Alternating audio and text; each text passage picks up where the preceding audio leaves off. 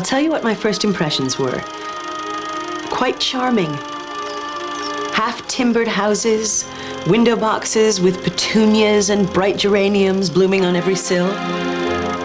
Little girls with ribbons in their hair, little boys with aprons stitched in bright colors. If there was poverty, I confess I didn't see it. It was heaven. And everywhere you went, music.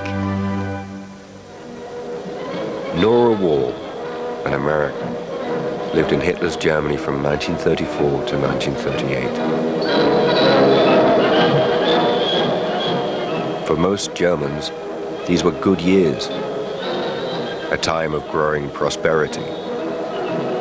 Hitler's Nazis had promised national revival, and they boasted enormous popular support. I was to stay in Bad Godesberg in Western Germany. The day that I arrived, the Führer himself was in town, Adolf Hitler. There were swastika flags hanging out of every window, crowds 3, 4, 5 thick lining the roads, and this bubbling enthusiasm. It was contagious. One woman turned to me, a perfect stranger, and said, "He is my mother and my father. He keeps me safe from all harm." Germany in these years was gripped in a cult of the Führer, the leader. The Nazis urged Germans to put their differences aside, to rally behind Hitler, trusting in the glorious future of their country and the fact that Hitler could do no wrong. It was terribly exciting, like a festival. And the welcome that I got was warm, embracing. I don't know what I was expecting, quite, but certainly not such generosity. I was to stay in lodgings used by a professor I knew, a professor of music. And the couple who owned the place were young and enthusiastic, typical, it seemed to me, of this new Germany. Yes, lovely house. Oh, thank you. Come through. The town's full. It's the best tourist season we've had in years. It's all you foreigners. Curious to see if us Germans are as bad as they say, huh? You have got a room for me, though. Oh, yes. We got your letter. Hello, I'm Frau Trutz. You must call me Ursula. And you've met my husband, Eric. Professor, Frau Wahn is here. It's not the biggest of rooms, I'm afraid. Oh, I don't need much. But you can see right across the square. Hello, Frau Wahn. And tonight, there is going to be a festival for the Führer. There'll be singing and dancing. And you will have a splendid view. You're too kind. No, never too kind. We want you to enjoy your stay.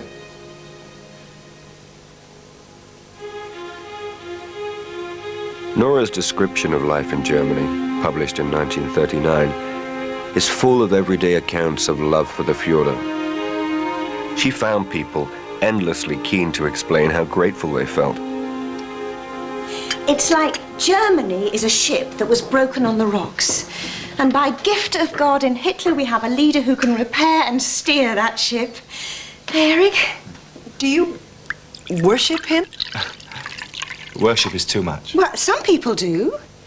I heard the other day at Berchtesgaden, outside Hitler's house, these old women actually ate the gravel where he'd stood. It's like they're under a spell. Yes, but you don't know what it was like before Hitler. We have every reason to be thankful. Before Hitler, Germany had been deep in economic depression. Before Hitler, unemployment had stood at 7 million. Before Hitler, Germany was a democracy, but too many parties had split the vote, so governments were weak and unable to solve the crisis. Hitler offered dictatorship, all power in the hands of one man. And Germany was quick to accept Hitler's terms. Unemployment's absurd. People say we are civilized, and yet millions of people are out of work. What is that? That's sick. No one should be denied the right to work. And neither should anyone who can work be allowed to be lazy. Work and bread. These are the Führer's blessings.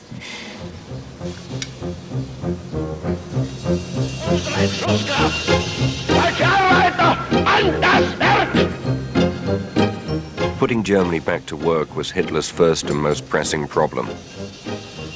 But because he was all-powerful, he had the clout to carry out large-scale work programs, like building autobahns, motorways to link the nation together. By 1935, unemployment had fallen to just 2 million. By 1939, it was gone.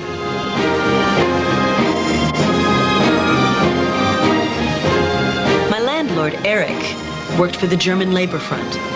He had business all around Germany, and once I went with him to see what they had achieved. And it was remarkable. We saw labor camps, not for wage earners, but for young people, 18, 19 years old, to teach them the value of work, to get their hands hardened. You saw them marching along with their spades like guns, or singing as they dug ditches, reclaimed land. If you spoke to them, sometimes you felt they resented being there, but not often. There was, I think, a pleasure involved. Eric would say, You must understand, work shouldn't be just earning a wage and going home. That's drudgery. We believe there's a beauty in labor. You do a job well, and it gives you happiness. it was like the Nazis were shaking people into feeling good about what they did. You had to work. You had no choice. You were organized. You were there for the state to use, and they would milk you for your labor, no question. But then, at the end of the day, they said, now, see what we have achieved. And it was pretty impressive.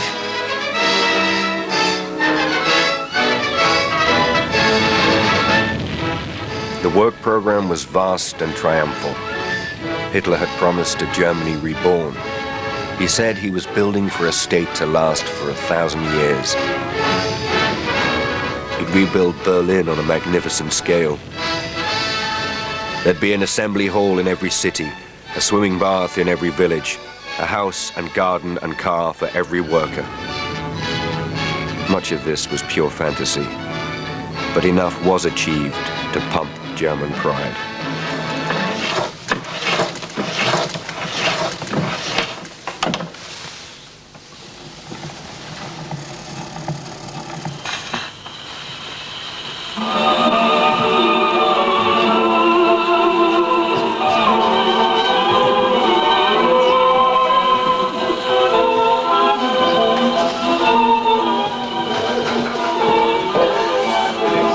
Confidence.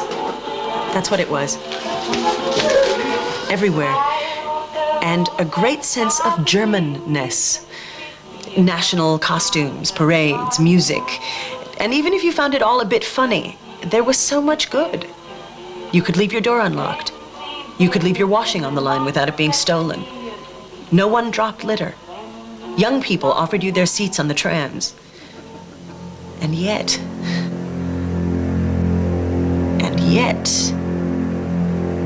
I didn't believe it. Not 100%. Or at least I questioned it. In America, I had heard so much bad of Nazi Germany. Violence, brutality. I wondered if I was seeing, if I was being allowed to see, the whole picture. Tens of thousands of books were cast into the flames around which Hitler's brown-shirted Nazis stood with fixed bayonets.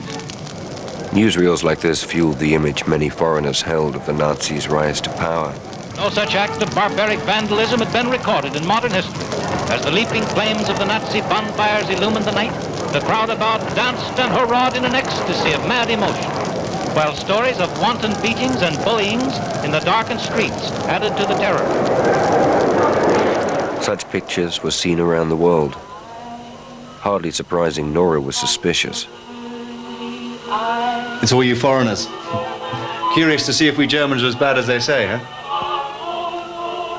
The truth, Nora had to find out for herself. Early in my stay, I was reading the German papers. Problems all over the world. Unrest in France, misery in Russia, a shipping strike back home in California. In Germany, everything's rosy. A small squabble in the Nazi party, but it only gets 1 or 2 paragraphs. And then I picked up the British paper. As an American, I was still allowed foreign news. And lo and behold, Germany's the headline. Hitler crushes brown shirt revolt.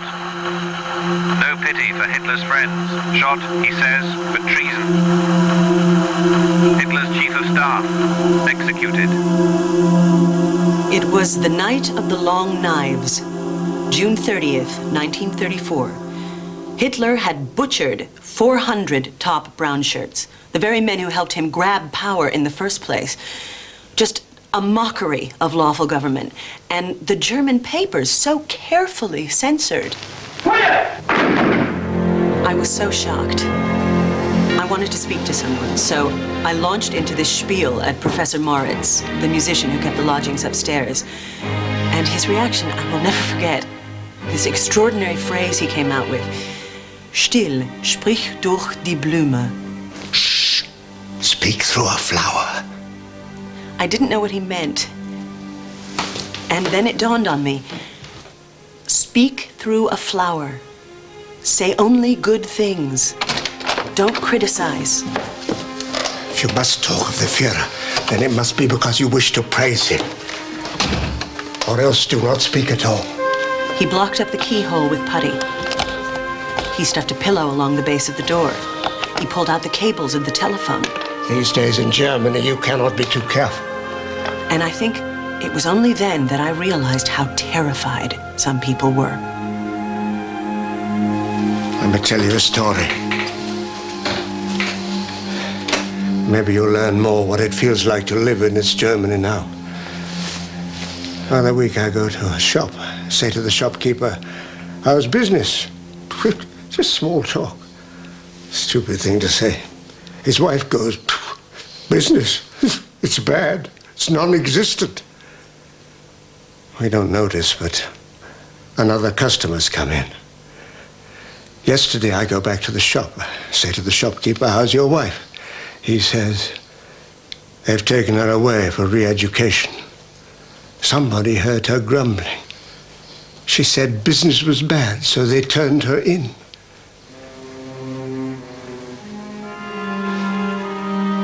Maybe he thought it was me. In Germany these days, you trust no one. Those that didn't fit in Hitler's Germany had reason to fear. The Nazis allowed no opposition. Political parties that once had stood against them were banned. Their leaders left the country or stayed to face harassment or arrest. It was all legal, but only because Hitler now was the law. We Nazis have conquered Germany, but to restore this country completely we need discipline and we need order. So I will deal ruthlessly with anyone who would stop me. I won't have ignorant, misled, insignificant people shot, but those really responsible will in all cases be crushed to earth. In March '33, the first concentration camps appeared.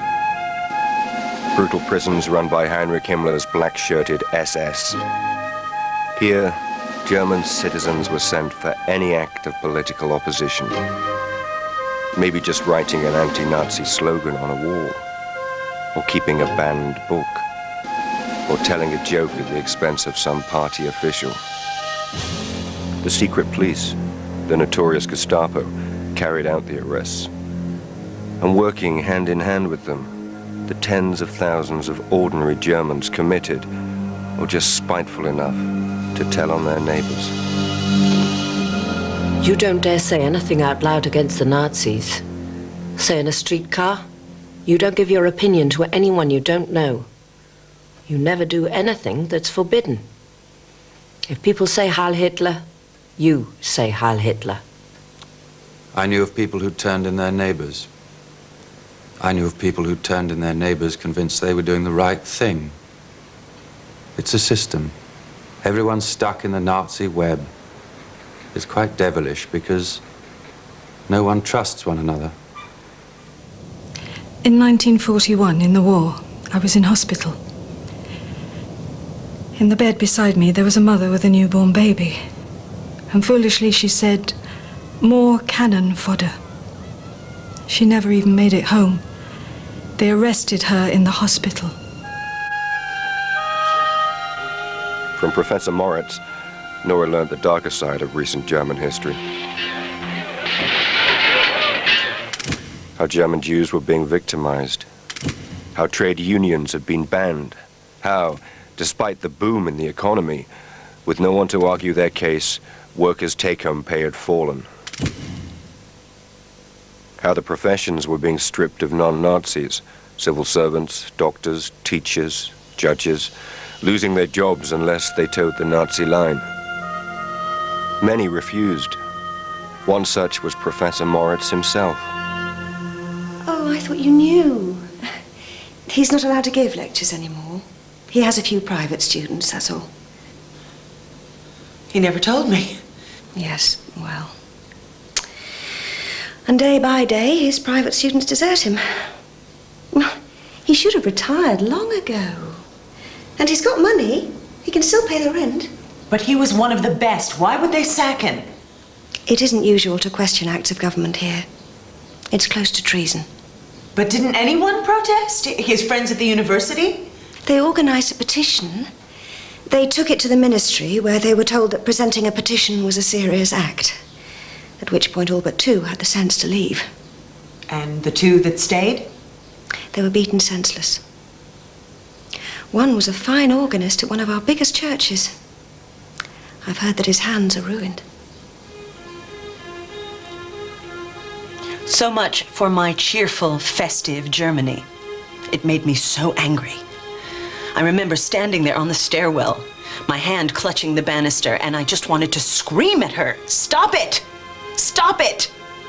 Stop the broadcasts, halt the parades, tear down the banners all red like blood, stop the chanting, and please, please treat this insane man who thinks he's Führer in some asylum somewhere. But she just fixed me with this infinitely reasonable smile and said, "You mustn't judge ours a bad government. We need to be ruled hard until things are sorted out. We'd have gone communist if the Nazis hadn't saved us. And the Führer is good and fine to all who willingly obey. And he knows that we must be united in order to regain our place among the strong nations of the world."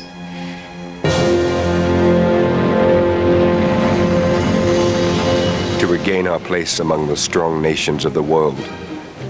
Hitler's seductive promise. The Versailles Treaty had left Germany weak. If Germany rearmed, the Allies could invade. Hitler had called their bluff. He'd pulled out of disarmament talks. He'd brought back army training for all German men. And in '36, he'd marched into the Rhineland, a buffer with France where no German troops had been allowed since 1990. The Gazette presents the first actual pictures to reach this country of the German troop movements, which have caused the biggest political sensation of recent times. Where does it all lead? To a new war or to a shorter peace?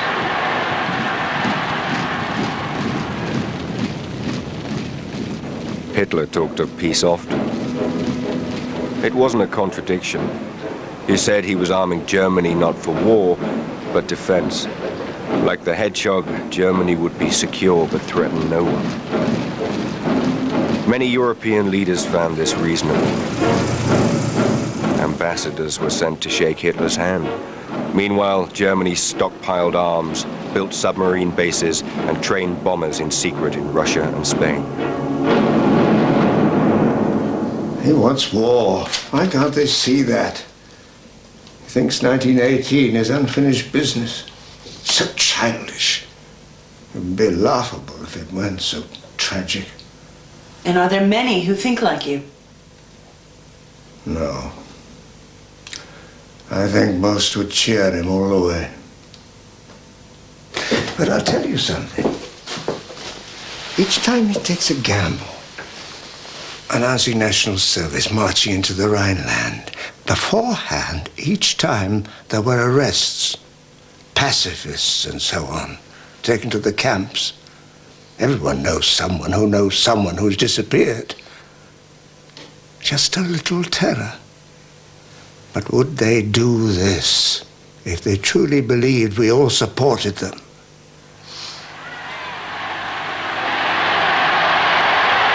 But Hitler did have the support of the great majority. Maybe not for war, not at first, but Hitler convinced the German people war would make Germany strong. And after so many humiliations, he'd fed a deep desire for revenge. By 1938, the year Nora Wall left for England, Germany was on a war footing.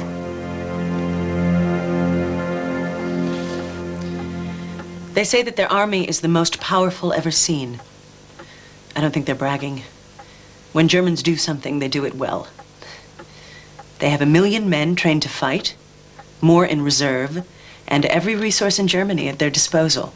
Arms factories, shipyards working day and night, miners on 14-hour shifts. They're cutting down the park railings, rationing the butter, whipped cream, white bread. Personal freedom sacrificed. So, Nora. Prost. Oh, go on then, one more, why not? I'm going to tell them how good Germany is. I hope you have a good journey. It's been great having you here. You've been lovely. It's been really, really lovely having you. Thank you. To Nora, Nora. a wonderful guest. To Hitler. The day that I left, it was the Fuhrer's birthday, April 20th, 1938. Parades in every town, just like the day I arrived. Flags, cheering crowds, but this time too, tanks and armored trucks. I was a bit the worse for wear.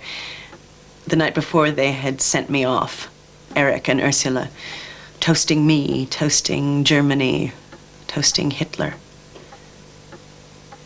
I stayed very quiet. I don't think they noticed. It's as if the whole working strength of every man, woman, and child is power concentrated in the Führer's fist. And with that, he carves our future. How a people forces its way upwards is unimportant, but the goal is magnificent.